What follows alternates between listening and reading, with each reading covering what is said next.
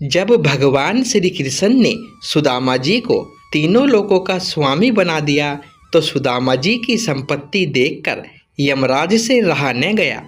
यमराज भगवान को नियम कानूनों का पाठ पढ़ाने के लिए अपने बही खाते लेकर द्वारिका पहुंच गए।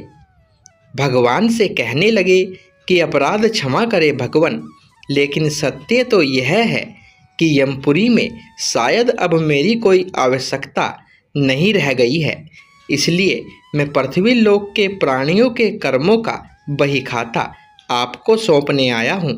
इस प्रकार यमराज ने सारे बही खाते भगवान के सामने रख दिए।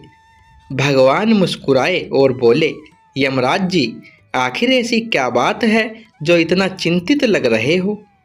यमराज कहने लगे, प्रभु, आपके क्षमा कर देने से अनेक पापी एक तो यमपुरी आते ही नहीं हैं, वे सीधे ही आपके धाम को चले जाते हैं, और फिर आपने अभी अभी सुदामा जी को तीनों लोक दान दे दिए हैं, सो अब हम कहाँ जाए?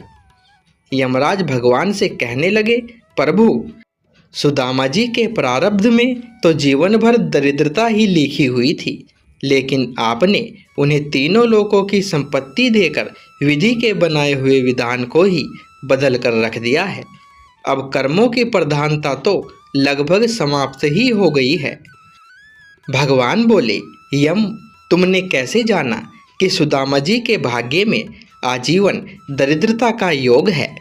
यमराज ने अपना बही खाता खोला तो सुदामा जी के भाग्य वाले स्थान पर देखा तो चकित रह गए।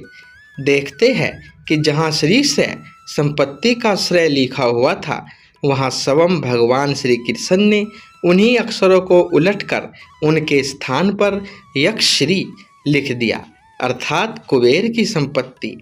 भगवान बोले, यमराज जी, शायद आपकी जानकारी पूरी नहीं है।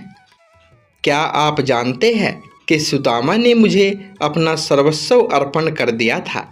मैंने तो सुदामा के केवल उसी उपकार का प्रतिफल उसे दिया है।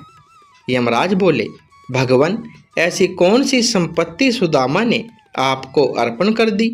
उसके पास तो कुछ भी नहीं। भगवान बोले, सुदामा ने अपनी कुल पूंजी के रूप में बड़े ही प्रेम से मुझे चावल अर्पण किए थे, जो मैंने और देवी लक्ष्मी ने बड़े प्रेम से खाए थे।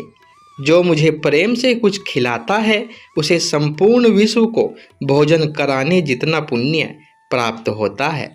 बस उसी का प्रतिफल सुदामा को मैंने दिया है।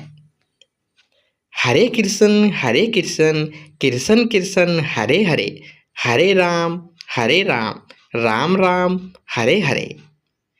दोस्तों, यह कथा आपको अच्छी लगी हो तो वीडियो को एक लाइक और शेयर अवश्य करें, और चैनल पर पहली बार आए हो तो चैनल को सब्सक्राइब जरूर करें। धन्यवाद।